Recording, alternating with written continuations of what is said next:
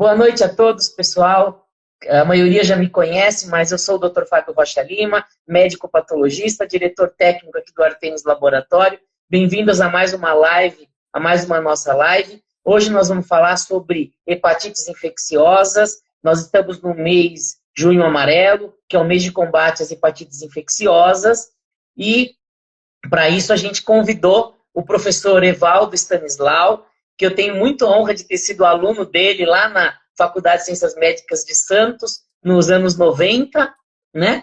E hoje o professor Evaldo é uma das maiores autoridades aí em hepatites infecciosas, né? Trabalha lá no Hospital das Clínicas de São Paulo e deixou um pouco do tempo dele para falar um pouco de hepatites com a gente. Por favor, professor Evaldo, se apresente aí para os nossos ouvintes aí, por favor. Bom, Fábio, primeiro uma satisfação, eu acompanho aqui de longe o teu sucesso, a tua trajetória.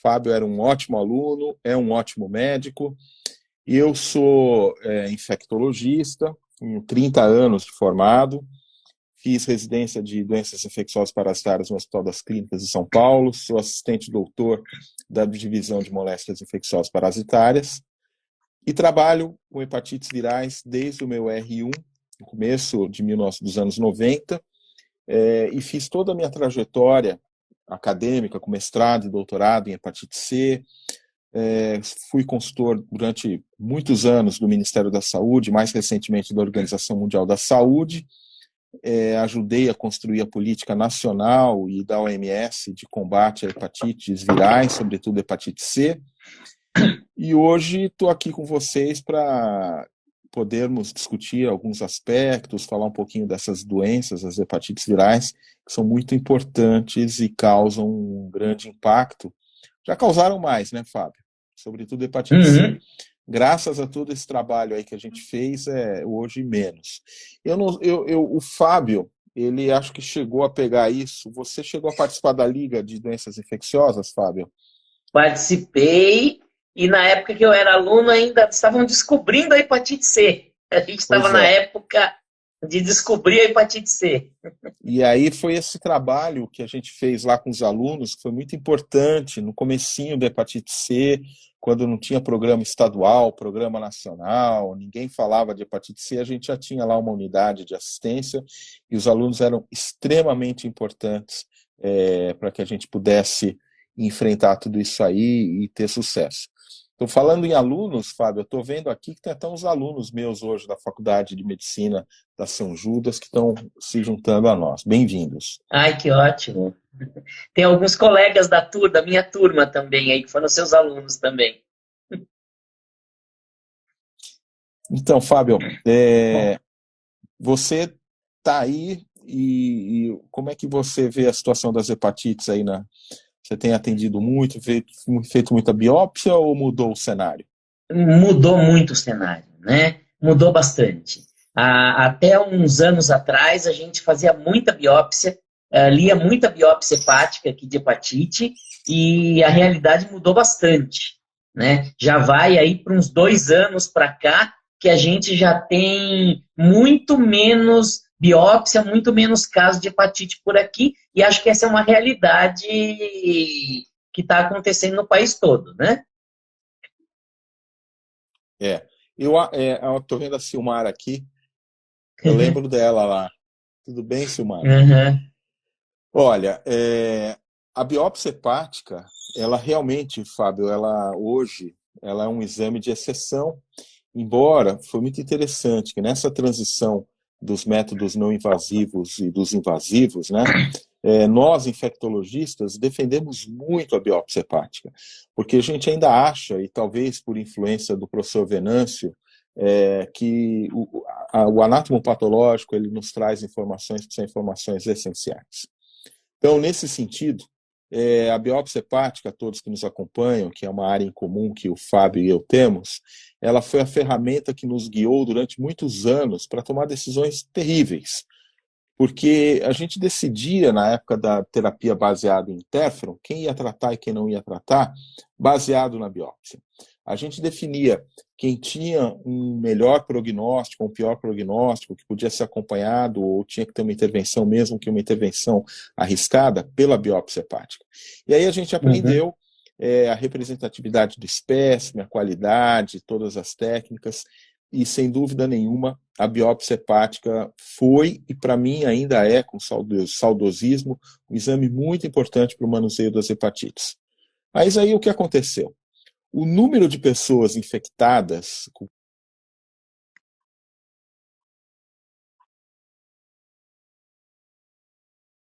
Opa, tivemos uma queda aqui na internet. Daqui a pouquinho já vai resolver. Só aguardar um minutinho. Oi, Fábio. Oi, Saiu ou caiu não? aqui, pô. Voltou, Caiu um pouquinho, voltou, voltou. Tá. Só cortou um pouco o som. O número de infectados pelo vírus de hepatite C, ele era tão grande, e a biópsia hepática é um exame que ele é praticamente artesanal. Ele é invasivo, depende do cirurgião ou do médico que faça o procedimento, depende de um bom patologista que faça análise, e não tem volume, não tinha número suficiente de profissionais para fazer, dado o volume de pessoas com hepatite C. Então, os franceses, sobretudo, começaram a pesquisar métodos não invasivos para você estimar o grau de fibrose hepática e tomar decisões. E aí, com o surgimento da elastografia, depois de outros métodos não invasivos, a biópsia hepática ficou em segundo plano. E, mais recentemente, com as terapias antivirais de alta eficiência, a biópsia hepática e mesmo os métodos não invasivos começam a ficar quase que como opcionais. Por quê?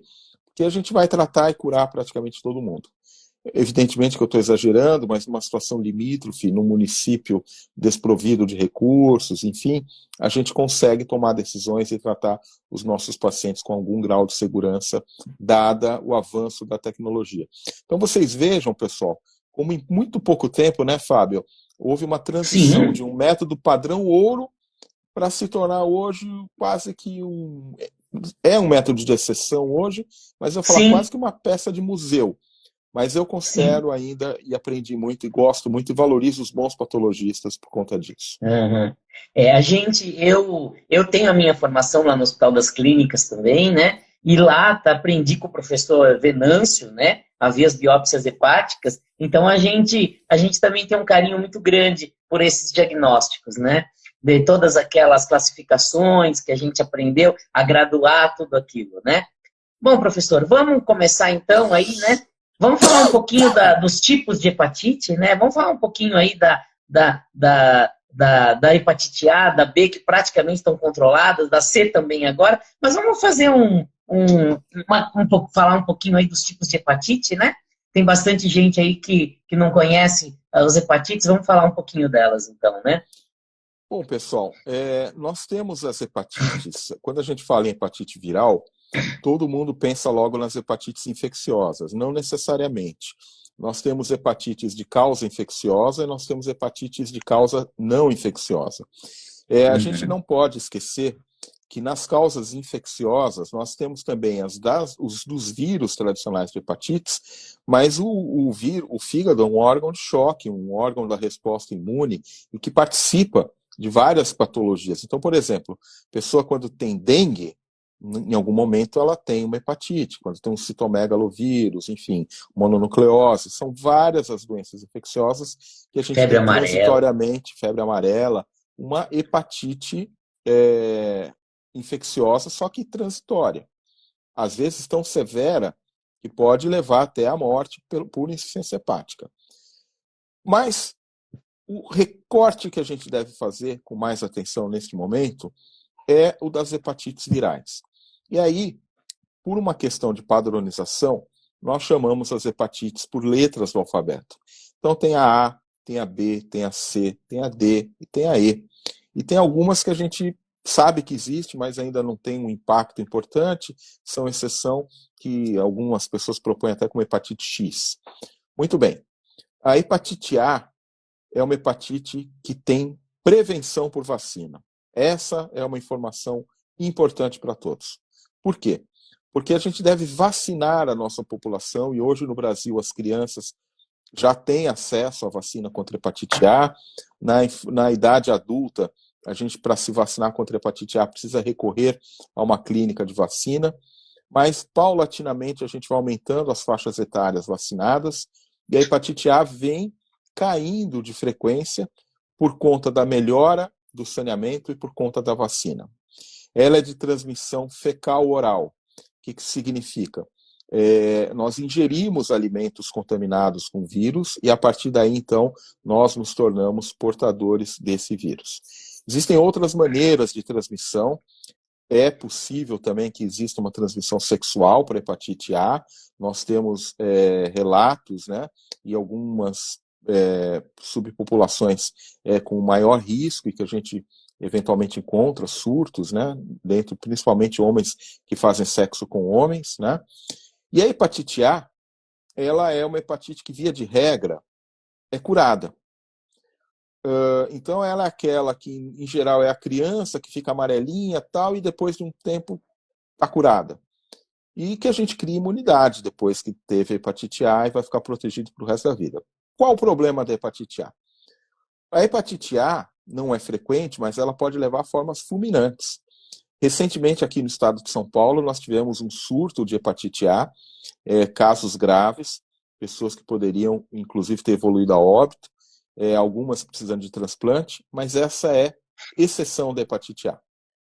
A hepatite B é uma hepatite de transmissão sexual, parenteral e vertical.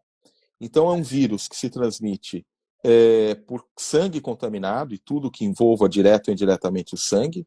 Ele é transmitido com muita eficiência pela relação sexual e ele é transmitido da mulher grávida para sua criança, seja no momento do parto, seja no pós-parto imediato. Muito bem.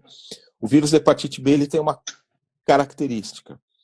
Ele é um vírus que pode causar uma doença crônica. Então aqui a gente abre um capítulo diferente. São as hepatites que as pessoas vão poder ter para o resto da vida. E nesse sentido, eu faço um alerta, porque a hepatite B, ela tem vacina, a exemplo da hepatite A. Essa vacina ela é feita para toda a população brasileira hoje, indistintamente. Qualquer pessoa que procurar um posto de saúde pode ser vacinada.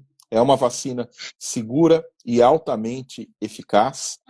E uma vez que a gente tenha contato com o vírus da hepatite B, a regra é ficar curado. Mas isso vai depender da idade. Então, quanto mais precoce é a exposição, então uma exposição vertical, intraútero, periparto, pós-parto imediato, ou uma exposição na infância, ela está correlacionada, graças a uma imaturidade do sistema imunológico, a que esse vírus se torne crônico no nosso corpo. Que a gente não elimine o vírus. E por ser um DNA vírus, ele tem muito mais facilidade de permanecer no nosso corpo. Quando exposto na idade adulta, aí inverte. Na idade adulta, a exposição normalmente ela resulta em cura espontânea através da nossa resposta imunológica. De sorte, de cada 10 expostos na infância intravertical ao vírus de hepatite B, nós vamos ter aí que 9 podem se tornar portadores crônicos. Na idade adulta, inverte essa relação. De cada 10 expostos, 1 vai se tornar o crônico. E sempre é bom, quando acontece na hepatite B, aquela icterícia, aquela cor amarela, porque isso representa uma resposta imunológica muito vigorosa, sobretudo com uma compartimentalização hepática e que resulta, via de regra, no controle e na cura da infecção. Depois a gente tem doutor, hepatite delta. Quando a gente fala em cronificação, a gente fala muitas vezes em pacientes assintomáticos, né? Acho que esse dado é importante, né? Para a gente falar para a população aí que... Né? Eu estou fazendo uma visão aí do alfabeto, a gente pode depois... A hepatite delta, pessoal, ela é uma hepatite muito especial, porque ela é um vírus incompleto, que precisa da partícula do AGHBS, do antígeno de superfície do vírus B, para que ele consiga subsistir. Portanto, só tem hepatite delta quem tem hepatite B crônica. Então, a hepatite delta no Brasil ela é restrita a algumas áreas geográficas por características epidemiológicas, região amazônica, sobretudo, né? E ela tem, evidentemente, uma prevenção por vacina também, uma vez que a vacina contra a hepatite B protege contra a hepatite delta também. Tem a hepatite E, que é uma hepatite, a exemplo da hepatite A, de transmissão oral, fecal, que tem alguns autores que acham até que muito menos que uma hepatite, ela é mais uma doença neurológica, e é uma infecção normalmente assintomática, um diagnóstico de exclusão. Quando a gente está diante de uma hepatite que não encontramos nada, a gente deve pesquisar o antígeno E, o vírus E, perdão, e que, exceto em mulheres grávidas, de uma maneira geral, evolui bem. E de propósito, eu deixei para o final a hepatite C, vocês notem que eu pulei. A hepatite C é uma doença que antigamente ela chamava-se hepatite não A, não B. E ela causou a maior parte dos problemas relacionados à hepatite recentemente. Por quê? Ela é uma hepatite de transmissão por sangue, não havia um método laboratorial que a detectasse. Então, nos anos 60, descobriu-se o vírus da hepatite B. No vírus 70, descobriu-se o vírus da hepatite A. E mesmo com métodos que permitissem esse diagnóstico, a gente continuava tendo pessoas que tomavam transfusão de sangue e que tinham hepatite pós-transfusional. E não eram nem A nem B, por isso quando não A, não B. Até que apenas, notem, em 1989, vejam como é recente, o vírus da hepatite C foi descoberto. Em 1990, vejam como é recente, o vírus da hepatite C teve os seus métodos sorológicos liberados para uso em larga escala, e desde então, de 89 e o início dos anos 90, a gente então conhecia o vírus da hepatite C, o não A, não B virou C, e esses métodos foram incorporados na triagem. E a gente viu que pessoas que estavam expostas a sangue, usuários de droga, compartilhamento de objetos com sangue, eram fortemente infectados por esse vírus, que tem, portanto, essa característica da transmissão por sangue contaminado e tudo aquilo que envolva o sangue, né? A hepatite C, durante anos, escondida, porque ela tem uma história natural muito longa, muito lenta, causou, então, grande impacto. Nós descobrimos várias pessoas com cirrose, várias pessoas com hepatite crônica, e nas últimas décadas foi isso que nos atormentou. Hepatite C chegou a ficar entre as 10 maiores causas de morte, a cirrose, tendo como causa a hepatite C, chegou a ficar entre as 10 maiores causas de morte. A hepatite C em pacientes com HIV chegou a ser, as complicações da hepatite C, a maior causa de morte nos pacientes com infectados. E, graças ao avanço da ciência, com o uso hoje de medicamentos antivirais de alta potência, a hepatite C no Brasil já não é mais um problema de saúde pública, porque nós curamos, sem exagero, 100% das pessoas que têm hepatite C. No mundo ainda é um desafio, porque embora no Brasil a gente tenha pouco uso de droga injetável, e o crack não é tão eficaz para transmitir o vírus da hepatite C, então aqui a circulação do vírus caiu muito, e o sangue de doação também é testado. Mas quando a gente olha para o mundo, em países onde você tem o uso de drogas injetáveis, como é o caso do leste europeu, da Oceania, da costa oeste dos Estados Unidos e outros locais, você ainda tem pessoas se infectando por hepatite C pelo compartilhamento de objetos. Em regiões pobres, como a África, também existem injeções não seguras e o vírus da hepatite C continua. Mas também, a exemplo do resto do mundo, com os antivirais a gente vai controlando. Então, Fábio, é muito oportuno falar de hepatite C no Julho Amarelo e de hepatites de uma maneira geral, porque as hepatites são um modelo de que a ciência é um sucesso e de que a ciência funciona, porque vocês se lembram de quando vocês estavam na liga para o que é hoje, vocês saíram da terapia com interferon e imunoterapia para uma doença curável hoje, né? Você tinha perguntado da clínica, né? O que você quer saber da clínica? Isso. Vamos lá, então. Então, o paciente que tem hepatite, né? Eu acho que essa é a grande dúvida que as pessoas têm, né? Ele fica amarelo, ele tem sintoma, mas na maioria, muitas vezes não, né? A infecção crônica, ela não dá sintoma, né? Eu acho que é interessante a gente falar um pouquinho desse quadro clínico, né? Quais são os sintomas da hepatite, né? E falar um pouco desse quadro crônico que realmente não dá sintoma nenhum, né, professor? Pois é, as hepatites crônicas são doenças assintomáticas. Aquela pessoa que imagina que vai encontrar um paciente com olho amarelo, urina escura, com ascite, aquele quadro de doença, se engana. Porque a hepatite é uma doença absolutamente assintomática e se não fizer o exame de sangue para a detecção do vírus ou dos anticorpos, não vai fazer o diagnóstico. Evidente que tem pacientes que chegam para a gente já numa fase avançada e que aí você olha aqueles sinais de doença hepática crônica e faz o diagnóstico. Mas a mensagem é, não se iluda. Se você já tomou transfusão de sangue, se você já usou objetos compartilhados que possam ter sangue, por exemplo, coisas corriqueiras como alicate de unha e cutícula, barbeador, escova de dentes, até, evidentemente, utensílios de uso de drogas. Homens que fazem sexo com homens, a hepatite C não é uma doença sexualmente transmissível, mas em homens que fazem sexo com homens pode ocorrer a transmissão sexual do vírus C. Então, qualquer uma dessas situações, e eu vou além, para a gente não se prender em situações, porque muitas vezes a exposição é imperceptível, a minha recomendação é, todo mundo precisa uma vez na vida, pelo menos, fazer um teste para hepatite C. Tá? E para hepatite B, evidentemente, se houver uma condição epidemiológica, mas vale a pena também fazer o teste da hepatite B, e vocês vão ver que, infelizmente, muitas pessoas vão ter essa surpresa de encontrar um marcador de hepatite, mesmo que elas se sintam absolutamente saudáveis. Então, precisa fazer o teste. E o senhor indica alguma idade para fazer esse teste? Existe um perfil epidemiológico mais importante quando que a pessoa deve fazer esse teste? Isso mudou. Como eu disse, vamos falar um pouquinho de hepatite C. A hepatite C era uma doença de sangue contaminado. Já há muitas décadas no Brasil, o sangue é muito seguro.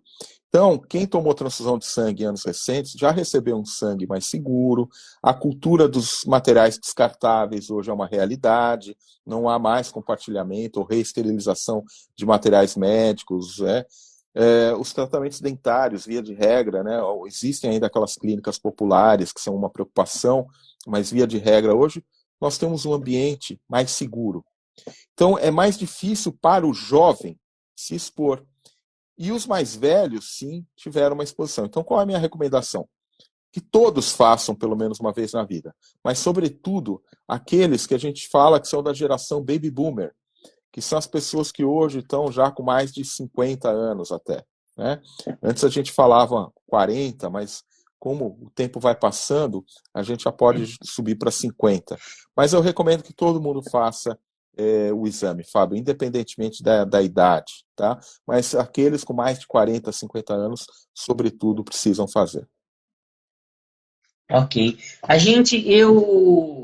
Eu sou do Rotary aqui em Dourados e a gente tem uma campanha, né, do Rotary, a campanha da Hepatite Zero, né? E há 3 anos, a gente vem fazendo testes, né? O teste rápido para hepatite C na população aqui, né? Todo ano a gente pega 500, 600 testes lá pela Fundação Rotária e a gente faz os testes. E nos últimos anos para cá, que esse ano não teve por causa da pandemia, né, 2020, mas a gente faz 500, 600 testes, tem 1, 2 positivos só, né, que não era uma realidade um tempo atrás, né, então realmente a incidência mesmo da hepatite C realmente caiu muito, né. Nós temos trabalhos que mostram, por exemplo, população de trabalhadores do porto, que era uma população muito exposta. Enquanto na população geral a gente tinha 1,4% de positividade nos testes, nós chegamos a ter nessa população de trabalhadores do porto 8% de positividade. Hoje, você faz campanhas de testagem em massa e praticamente não encontra. Né? Então, de fato, mudou. Você vai nos presídios, população privada de liberdade, e o que a gente encontra é que hoje também, graças às visitas íntimas, à diminuição da violência, diminuição do uso de droga injetável, também hoje é uma prevalência muito, muito pequena. Então, eu digo com orgulho, viu, Fábio, e sem falsa modéstia, um pouco antes de entrar aqui, a gente estava numa live do Grupo Esperança, que é uma ONG de hepatites. Vocês devem se lembrar que eles estavam lá com a gente, com os voluntários, na época da Liga, e a gente lembrando da história, né? Então foi todo esse trabalho do qual eu e outros participamos é que nos trouxe para esse cenário onde hoje a hepatite C deixou de ser um problema de saúde pública, porque tem controle, não tem vacina ainda, por isso que não está erradicada, mas tem um tratamento altamente eficaz que curou todo mundo que se viu diagnosticado com hepatite C. E aí está uma população especial, que é a dos hepatopatas crônicos avançados. Esses ou morrem sem ter a oportunidade do transplante, ou transplantam. E depois de transplantados, se curam. E aí, mesmo pós-transplante, ficou muito melhor, porque a gente elimina o fator viral. Uhum. Então, né, a gente falou que é uma doença assintomática, a maioria das vezes, né, que cronifica e é assintomática, e falamos da importância de fazer esse teste uma vez na vida, né? Então, nós temos que falar por que é importante fazer esse teste, por causa das complicações que tem na hepatite, né? Para as pessoas terem essa consciência. Então, vamos falar um pouquinho dessas complicações, né? Da cirrose, da fibrose hepática, até do câncer hepático, né, professor? Pois é. A via final comum, agora eu posso sair um pouquinho da hepatite viral, até falar de coisas mais próximas de quem está nos acompanhando aqui. Por exemplo, a esteatose e a esteatohepatite não alcoólica. Então, a via final comum de toda agressão hepática é uma remodelação do fígado e, eventualmente, com excesso de fibrose e uma cirrose hepática. Então, nós podemos ter, por meio deste processo de ativação continuada, uma degeneração celular levando ao hepatocarcinoma. Então, uma das complicações principais da cirrose hepática é o hepatocarcinoma, o carcinoma hepatocelular. A outra complicação associada é o carcinoma ligado ao vírus. O vírus de hepatite B, diferente do vírus de hepatite C, ele é carcinogênico por si só. Então, pessoas que têm histórico familiar de hepatite B, pessoas que têm uma carga viral alta e com esse histórico familiar, precisam ser tratados, porque o próprio vírus de hepatite B pode levar a uma formação de um câncer de fígado. E a outra complicação, que é a hipertensão portal e a cirrose hepática, com todas as suas manifestações, independentemente do carcinoma, que também diminui muito a qualidade de vida do paciente, pode trazer complicações terríveis, como encefalopatia, hemorragia digestiva, quadros de desnutrição, quadros infecciosos, insuficiência renal, e aí a pessoa vai precisar de um transplante de fígado, porque senão vai morrer de insuficiência hepática. E, lamentavelmente, a letalidade por cirrose e complicações de doença hepática crônica não tratada e não transplantada é praticamente de 100%. Uhum.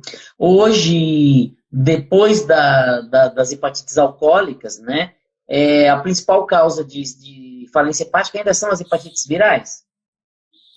Hoje a gente tem a esteatohepatite não alcoólica, né? Então, uma doença dos tempos modernos, né? Então, hoje a gente tem a síndrome metabólica, a obesidade. Então, nós precisamos modificar os nossos hábitos de vida, prestar atenção, porque a esteatohepatite não alcoólica, ela pode levar, e tem sido hoje uma causa importante de transplante de fígado por cirrose. Aqui, ó, duas perguntas aqui.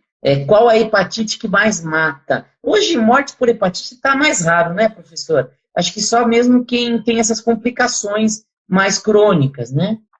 Eu diria para vocês que quem mais mata numericamente ainda é hepatite B, porque o número de infectados é grande, né, e a gente tem que olhar globalmente, seguida da hepatite C, né? Mas a tendência, com a vacinação que a Organização Mundial da Saúde tem levado ao mundo todo, é que a gente nós estamos num cenário epidemiológico de transição.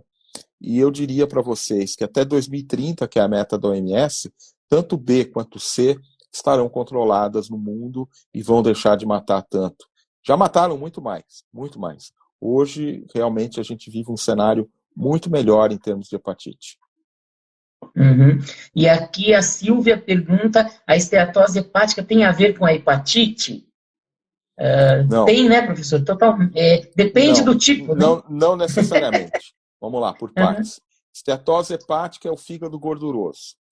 Existe um tipo específico do vírus hepatite C, que é o genótipo 3, que está associado com algumas alterações e que pode levar a induzir a formação de esteatose. Mas, via de regra, a esteatose ela está associada com alterações metabólicas induzidas por sobrepeso, resistência à insulina, dislipidemia, né? E por aí vai. E, às vezes, você tem a esteatose pura, né?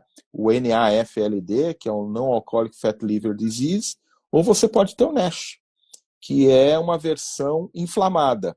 Você tem o seu fígado gordo e inflamado. E esse é o pior cenário, porque é o cenário que progride. A maioria das biópsias que eu tenho recebido hoje estão relacionadas a esteatohepatites não alcoólicas mesmo, né? É o que mais a gente recebe hoje, é esse tipo de biópsia, que não era a realidade um tempo atrás, que a maioria era de hepatite infecciosa, né? Sim. Então, realmente, a realidade mudou bastante. Sim. Com relação à cobertura... Diga, pode falar, professor. Não, e uma coisa da sua área até, que o grupo do professor Venâncio mostrou, o Evandro, a gente tinha aquela situação de biópsia, de cirrose, ser um quadro irreversível. E hoje a gente trabalha mais com a cirrose como um fenômeno funcional, aquilo que altera, mas do ponto de vista morfológico, a gente vê que você pode ter recuperação da função hepática. Então, certos fibrosos mais finos, uma certa remodelação e até, quem sabe, uma regressão. Então, isso é muito bonito e é uma coisa que a tua área acompanhou bem de perto, né, Fábio? Com certeza, com certeza. Outra coisa, professor, a questão das vacinas, né? A cobertura vacinal também caiu aí nesses últimos anos, igual de outras vacinas, ou a gente está com uma cobertura vacinal interessante para hepatite A e hepatite B no Brasil hoje? Fábio, a cobertura vacinal como um todo, nesse período de pandemia, caiu. As pessoas ficaram com medo de buscar assistência médica. Isto se justifica até num primeiro momento, porque havia uma sobrecarga absurda. Os americanos têm uma expressão, né? All hands on deck, quer dizer, todo mundo vai trabalhar para resolver aquele problema. Então, todo mundo que era da área da saúde estava dedicado à Covid. Então, num primeiro momento, até se justificava isso, porque você não tinha porta. Você atendia a emergência ou você atendia o paciente com Covid. Num segundo momento, a gente já conseguiu equalizar um pouquinho melhor essa situação e agora as pessoas precisam retomar seus hábitos. E aí faz parte do hábito saudável você fazer a vacinação. E a vacina da hepatite B, ela é obrigatória, faz parte do calendário vacinal. A vacina contra a hepatite A para as crianças de 0 a 2 também é disponibilizada e está expandindo para outras faixas etárias, mas em clínicas de vacina, a gente tem as duas vacinas de ótima qualidade, tanto no SUS quanto no sistema privado, e a gente precisa vacinar. E ao contrário, Fábio, a cobertura vai se expandindo, vai aumentando, e a gente sente nas estatísticas que isso reflete com a diminuição dos casos. Que bom. Que bom, porque a gente vê ultimamente a gente vê tanta besteira, né? Tanta gente falando besteira sobre vacinas, né? E acaba refletindo nas outras vacinas, não só na vacina do Covid, né? Esse monte de notícias falsas sobre vacinas aí e até questão política relacionada à vacinação, né? Acaba afetando a vacinação, né? Então, por isso que até eu perguntei e queria discutir um pouco sobre isso, né? Da importância da gente falar, da importância das vacinas de um modo geral, né? Não só da vacina de hepatite, né? Há mais de 200 anos nós vacinamos. Nós somos quem somos como civilização graças à vacina. A vacina nos permitiu viver, a vacina aumentou nossa expectativa de vida, a vacina nos preservou de sequelas de doenças neurológicas causadas por vírus que deixam sequelas. E as vacinas até na veterinária são importantes, porque elas mantêm, você que está aí no Mato Grosso, os rebanhos, né, eles ficam saudáveis, conseguem crescer, produzir, né, proteína e tal, Por quê? Porque são vacinados. Então, falar mal Uhum. de vacina hoje, eu não quero usar o termo burrice, mas é burrice, porque está Sim, comprovado, né? exatamente. Aham. Concordo. E a gente, nesse trabalho no Rotary, né, que a gente faz, um dos nossos trabalhos principais é o trabalho da vacina, né? E a gente andando aí pela periferia e muitas vezes nas redes sociais mesmo, o que a gente vê de coisa, né, do pessoal falando de besteira sobre vacinação, né? E isso acaba respingando em tudo. E a gente vê volta de sarampo, né? Volta de surgimento reaparecimento de doenças que teoricamente já estavam bem controladas, né? E muito por causa desses movimentos anti-vacina, né? A Organização Então, Mundial isso da realmente Saúde, preocupa a gente.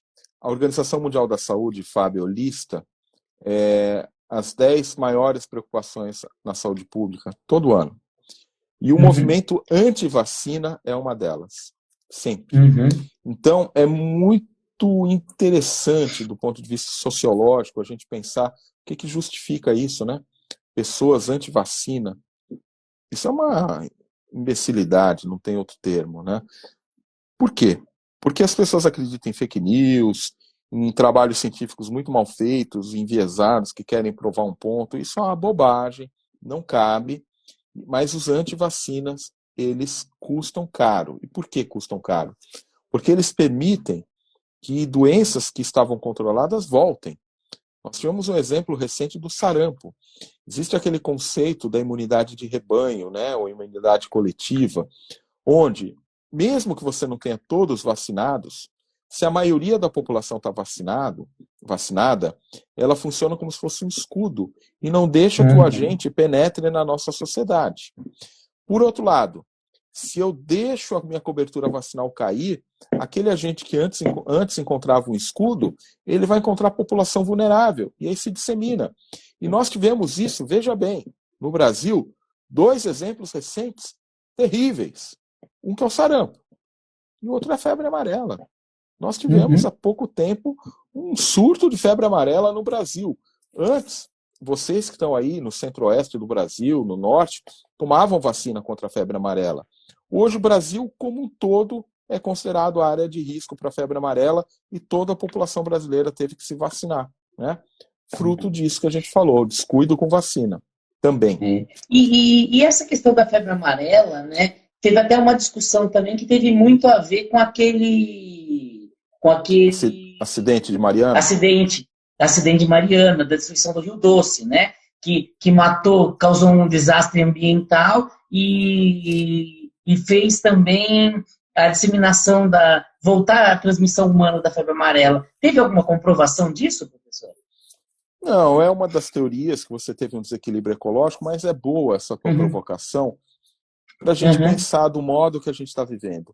Vocês que estão aí Sim, perto do sim. Pantanal, viveram aí uma grande Uhum, queimada recentemente, que a gente acompanhou daqui com muita uhum, preocupação. Nós estamos vendo a seca e o potencial de crise energética que nós vamos ter. Nós estamos vendo o uhum, aquecimento global. Tudo isso não é bobagem. Existe um uhum, conceito hoje que é o conceito do One Health, que é uma saúde integrada. A saúde humana, a saúde animal, o meio ambiente, a economia, o saneamento, estão todos interligados. Porque se uma uhum, dessas áreas vai mal, ela desestrutura e reflete na outra. Então, o uhum. modo que a gente vem ocupando os espaços, o modo que as cidades estão crescendo desorganizadas, o que está tendo de desmatamento, tudo isso leva a desequilíbrio ecológico. Aí, o que nós vamos Exatamente. ter? Vetores que antes ficavam na Pandemias. floresta vão vir para a cidade. Uhum, Doenças que eram sazonais, que dependiam de chuva ou calor, vão ter o ano inteiro, porque o ano inteiro ficou quente, ou úmido, ou seco. Transposição de agentes de espécies animais para a espécie humana. Então, essa questão da saúde integrada, do One Health, ela é de primeira ordem. A pandemia que nós estamos vivendo de Covid-19 é um exemplo, mas ela, lamentavelmente, talvez seja a primeira grande pandemia dos nossos tempos modernos, mas não será a última, infelizmente, graças a esse modelo. infelizmente. E a febre amarela foi um exemplo disso, que provavelmente foi um acidente que desequilibrou lá uma cadeia ecológica e fez com que o vírus ele precisasse de outros vetores, né? Porque você acabou, não tinha mais o controle dos mosquitos, dos sapos, né? Tudo isso, os sapinhos morreram, houve desequilíbrio, os mosquitos e os macacos ficaram ali mais próximos da gente e vieram para a espécie humana e vieram migrando. E aí você tem desenhos que foram muito bem feitos que mostram a migração da febre amarela saindo de Minas e chegando no Sudeste, indo para o Sul e batendo lá na Argentina. Isso foi muito bem descrito, primeiro nos macacos e depois na espécie humana. Uhum. Isso é interessante. E outra coisa que eu tenho visto com relação à vacina também, né, é que, principalmente a população mais pobre, com menos acesso à informação, né, que esse povo ele está deixando de tomar vacina nem tanto pelo movimento antivacina, mas também por achar que as doenças não existem mais, né? Porque não vê mais a doença, né? A própria eficiência da vacina, né, acaba fazendo com que as pessoas percam o medo da doença, porque ela não vê mais, né? Ela não vê mais aquela doença, ela começa a perder o medo da doença, né? Então é uma obrigação nossa também falar disso, né? Divulgar essa importância, né? As vacinas são vítimas do seu próprio sucesso, você lembrou bem. Sim. Quer dizer, aquilo que a gente não vê, chega sarampo, o cara vai lá, nem lembro disso, nunca mais vi. Fábio, não sei se você teve oportunidade recente, né, nesse surto de sarampo, de ver algum caso, talvez você nem faça mais clínica, mas eu acho que você é de uma geração de médico que não viu sarampo. Não vi. Não vi sarampo. Não vi sarampo, não vi pólio, nada disso. Eu vi sarampo, Fábio, quando eu era estudante de medicina, nos anos 80. Depois eu não tinha visto mais, vim voltar a ver sarampo agora. E aí, então as pessoas pensam que sarampo não existe mais, mas existe. Se baixar a cobertura vacinal, volta. Né? Como voltam todas as outras doenças imunopreveníveis. Exatamente. Então, essa mensagem da vacina é importantíssima, né? Eu acho que tudo que a gente está vivendo hoje, né, é discutir, é falar muito disso mesmo, né? Do quanto que a vacina mudou a realidade humana, né? Eu estava vendo que, isoladamente, né, a ação médica que mais mudou a expectativa de vida no mundo foi vacina, né? Então, não tem como a gente mudar. E um país como o nosso, né, que sempre foi um exemplo, né, de vacinação pública, né? O maior sucesso de vacinação pública no mundo é o programa de vacinação brasileira, né? Então, sim. Eu acho que é um orgulho para a gente, né? Um orgulho do SUS é esse Programa Nacional de Vacinação. Sem dúvida. O PNI é uma conquista muito realmente relevante. E agora, falando um pouquinho de Covid, eu acho que é inevitável, a importância de você ter um PNI. Veja que os países, de uma maneira geral, eles tiveram muita dificuldade em conseguir vacinar a sua população. Eu digo que nós temos uma Ferrari aqui, em termos de vacinação. A gente só precisa do combustível. Qual que é o combustível? É ter vacina. Porque o Brasil, a partir do momento que você começa a ter uma certa regularidade na entrega de vacinas, nós temos um potencial do Oiapoque ao Chuí, literalmente, de vacinar em cada cantinho. Porque nós temos tradição de fazer campanha de vacina, nós temos tradição de vacinar as pessoas, e a gente consegue vacinar aí fácil. 2 milhões de brasileiros por dia. E se a gente aprimorar, vamos bater em 3 milhões de brasileiros por dia, fácil. O que a gente precisa ter é a vacina para que essas pessoas possam efetivamente ser vacinadas. E isso a gente está mostrando agora com a Covid, e os dados começam, graças a Deus, a se reverter. A gente vê que a taxa de ocupação nas UTIs vai diminuindo, o número de internações vai diminuindo, ainda estamos num patamar muito alto, mas quem fez tudo isso, Fábio? Voltando ao tema. Programa Nacional de Imunizações ao longo dos anos, mantendo uma estrutura robusta para que a gente tenha essa possibilidade de vacinar. Legal, é isso mesmo. Muito bom. Bom, já estamos chegando no final da nossa live aí, né? Do nosso tempo aí que a gente tinha combinado. falar para o pessoal aí que está acompanhando a gente, né, que se precisar aí fazer o teste de hepatite, fazer a sorologia para hepatite B, para hepatite C, nós temos lá no laboratório, né, que a gente faz a parte de análises clínicas também. Se tiver uma biópsia, precisar aí de uma leitura de uma biópsia hepática, por qualquer motivo, eu sou patologista, estamos trabalhando com essa parte de leitura de biópsia hepática também, tá? E estamos à disposição lá no Artemis para atendê-los sempre que precisarem, tá? Eu estou sempre lá, se alguém quiser ir lá conversar comigo, tirar uma dúvida, fiquem à vontade, né? Agradecer aí o professor Evaldo. O senhor está em Santos, professor? O senhor está em São Paulo? Nesse momento eu estou em Santos, trabalho lá e aqui. Uhum. E tá frio aí também, professor? Bastante. Aqui nós tivemos aí também. Nós tivemos, ontem amanheceu com temperatura negativa aqui, né? Hoje oscilou aí, hoje amanheceu com 5 graus aqui em Dourados. É a maior onda fria dos últimos 10 anos aqui na cidade. Teve geada 2 dias seguidos aqui em Dourados. Fábio, por isso que tá bem frio. Nós vamos combinar o seguinte, eu fui para o Centro-Oeste pouquíssimas vezes, sempre a trabalho, muito rapidamente. Passada a pandemia, você vai combinar a próxima, não vai ser live não, vai ser aí ao vivo, tá bom? Ótimo, ótimo. A gente tem o pessoal da universidade, faço parte aqui da associação médica, a gente organiza uma palestra aqui para a gente discutir alguns assuntos interessantes e na sequência a gente vai passear em Bonito lá para conhecer um pouco dessas belezas aqui do Pantanal e de Bonito aqui. Vai ser muito bem-vindo aqui, professor. Queria uma vez mais te agradecer pelo convite, agradecer a todos que acompanharam, estou lendo aqui algumas mensagens, teve gente daí, gente daqui, importantíssima essa tua iniciativa, Fábio, muito obrigado, viu? Ótimo. Então, pessoal, dizer que quem assistiu essa live em parte ou não conseguiu assistir, chegou só agora no final, que bastante gente entrou no final, essa live vai estar gravada, tanto no IGTV, aqui no Instagram, quanto no nosso canal do YouTube. A partir de amanhã, ou depois, ou no máximo na segunda-feira, ela já vai estar lá no nosso canal do YouTube. Então, lá nós já temos mais de 20 lives sobre vários temas. Então, quem quiser ouvir um pouco sobre saúde, sobre vários temas que a gente está trabalhando, pode entrar lá no nosso canal, que é um dos nossos objetivos, fazer essa divulgação e levar para a população um pouco de conhecimento e trazendo profissionais bons e capacitados, como o professor Evaldo aqui, que com muito prazer veio nos dar um pouco dessa informação. Então, professor Evaldo, muito obrigado, tá? Muito obrigado mesmo. Obrigado a todos que nos acompanharam hoje. Foi um momento bem interessante de aprendizado aqui, uma troca de ideias bem legal.